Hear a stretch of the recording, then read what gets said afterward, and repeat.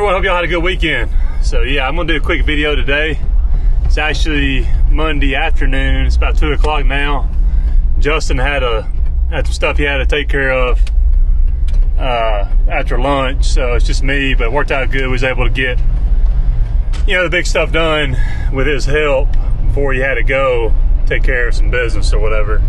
So I'm actually off now to the wood yard. I'm gonna pick up 80 bundles. Got 80 bundles got delivered to Ace, and I'll be done for the day. So that'll be a good little chunk of change there. Whatever 80 times 550 is, I think it's 440. So that'll be a good little, nice little check. And I've got a ton of bundles saved up in storage, that I need to go ahead and try to sell. So yeah, I've got a bunch saved up. I want to go ahead and try to sell all of those in storage if I can. That way they won't sit out there for several months till next fall and get all those bugs and roaches and all that kind of stuff in them. So that's good that I got the 80 bundles I gotta go get to deliver. But anyway, hey, listen, Ray did a video last week, and Ray came in the comments and was asking me to explain how I'm able to still have, a lot of cleanup type work, and I guess work in general, this time of year, given the size business that I have and, the number of people that I have working for me, which isn't many, obviously. By the way, I will be trying out a guy tomorrow, so I'm really hoping that goes well. But yeah, I figured the topic would be just, how do I stay busy in the winter? And obviously I slow down like everybody does, but I've got so many customers. I think that's the first thing. We'll talk about more about that later. Obviously the firewood, I'm going, as I said before, going to pick up some bundles to deliver. This keeps me busy, obviously splitting and loading the wood up and all that kind of stuff. That's another thing that obviously keeps me busy. And I've said it before, you can even do firewood related things when it's wet or it's raining, right? So that's good, in terms of keeping guys busy. That's what you want to do, especially if you're in my shoes and you got a guy on salary. By the way, we're gonna have to have I'm gonna have to do a video talking about salary and just giving my opinion, in terms of me paying Justin a salary and what I've learned from it, the pros, the cons, and all that kind of thing. So yeah, we'll have to do a video talking about that in the coming weeks. Just give you my opinion. Needless to say, I doubt I'll be doing that much longer. We'll talk more about that later, to be honest with you. But anyway, yeah. So yeah, Ray mentioned, how am I able to stay busy doing cleanups, and in general, having a good bit of work to do in the winter time, February specifically. And again, I think it all goes back to the amount of customers you have. Okay, so yeah, for me, having 200 plus customers, it's a lot of customers, for the amount of work or workers that I have, helpers, especially now. We're hoping I can find somebody full time, hopefully sooner the better.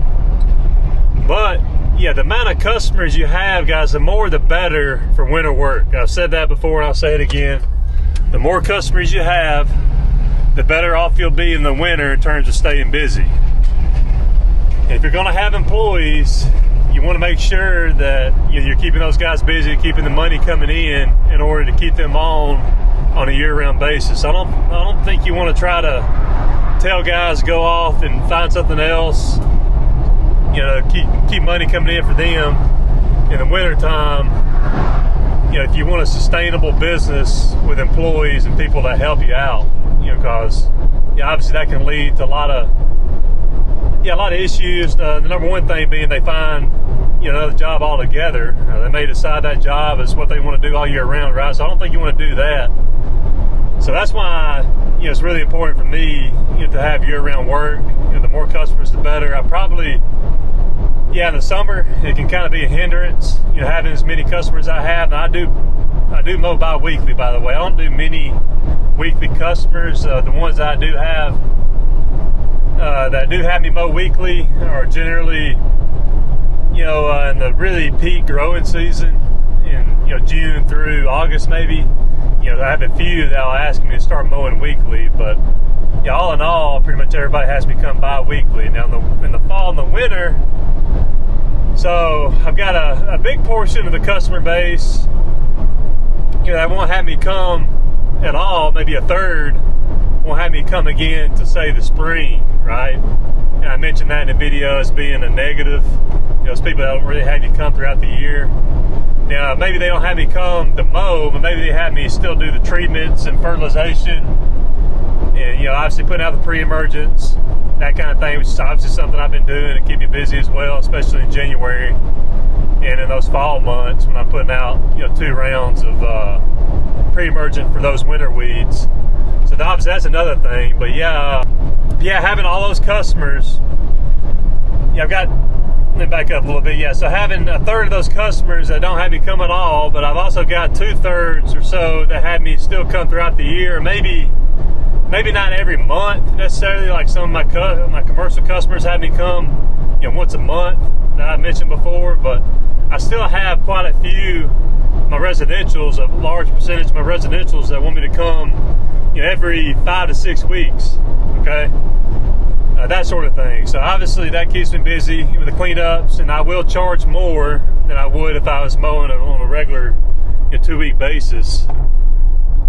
I'm going to charge a little extra, and obviously I make sure that those people know that, and I hope you're doing the same thing. Obviously, if it's been a while since you've come by do someone's yard, you definitely want to make sure you're charging extra. That's something maybe you need to talk to your customers first and just ask them, let them know, make sure that they know that you're going to have to charge extra, because you just never know if you're not used to doing that. That may be an issue with some of these customers. So obviously, if they don't have you come on a regular basis, and say they ask you to come in December after having not come since, say, October to take care of the yard, make sure they know you're going to have to charge extra, okay? That's something I struggled with for a while. I wouldn't charge extra in a lot of cases, but right last year or two especially, I made sure to let these people know that, hey, listen, you're not letting me come on a regular basis, I'm definitely going to have to charge more. So just tell them it's a cleanup instead of a regular visit, right? That's the main thing, is just, again, having a big customer base. The more customers that have you come throughout the year, whether it's once a month or even every 4 to 6 weeks, the better. Do they have you do the gutters? Do they have you put out pine straw? Do they have you, if you do, like I said before, weed control and fertilization? That's something else that is a big thing that keeps me busy. So all those things, guys, all those things that I do and I offer, keep me busy in the winter. Okay, and I've said in some other videos too recently, I do jobs that I necessarily don't really want to do, in the spring and the summer when I'm really busy, busier type work, laborious work, going out in that natural area and picking up all them sticks, weed eating all that tall grass, jobs similar to that. That's not stuff that I really like to do. I've been doing a lot of crepe myrtle work. Make sure to ask your customers if they have crepe myrtles, if they want them cut back, right? So that can be a big thing in the winter, to be able to keep you busy too, is trimming these crepe myrtles back. So think of that too. Customers have crepe myrtles. But I think that pretty well answers it. Now, obviously, I do some landscaping too. Y'all may do a lot of landscaping.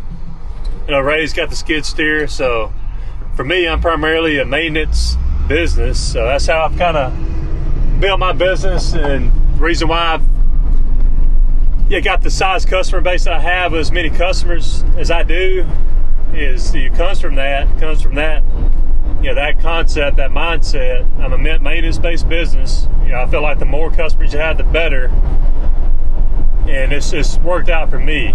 Okay, so now that I've got the land, I'll be honest with you guys, I've got so much opportunity there and potential to make money, and I'm going to be doing a lot of videos talking about that. I think y'all find it interesting, and just seeing how things go there with the land. But I'm really excited about that.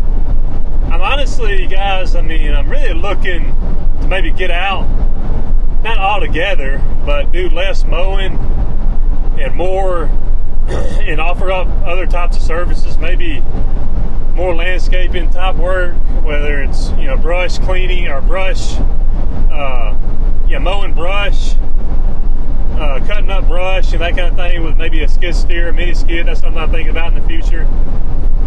Yeah, there's a lot of things you can do, guys. You just got to think about and be willing to ask your customers, you know, about various things that you may notice while you're on the property, you know, just to keep you busy too. So think of that.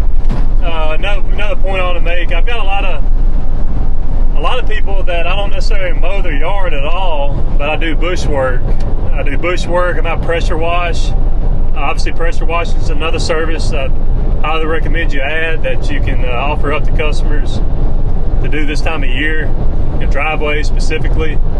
So yeah, all those things are really good, y'all. But yeah, I think I pretty well explained everything fairly well in terms of what I've done and what I do and my thinking. Really goes back, y'all, to communication. You know, just communicate with your customers, you know, and ask them, you know, if there's anything in particular you want done, you know, this time of year, you know. So yeah, think of those things you can do. You know, again, I'm willing to do pretty much anything and everything. I've actually got to repair some guy's fence here maybe this week or next week. You know, that's something else. You know, it's just an example of the endless opportunities that you can do if you're willing to have money coming in. So yeah, be willing to think outside the box, do things you normally wouldn't do when we're busy in the spring and the summer, and you can stay busy in the winter and have money coming in and be able to afford employees if you want employees. So yeah, those are my 2 cents. Hopefully I did a good job of answering that comment that Ray had. I feel like it's a good topic to discuss. Hey, listen, guys, hope you're all doing blessed. Hope you're doing well. Yeah, stay blessed. Appreciate everyone here. Feel free to comment. Got a question or maybe a topic you want to discuss, that kind of thing. But yeah, God bless each and every one of you. Talk to you later.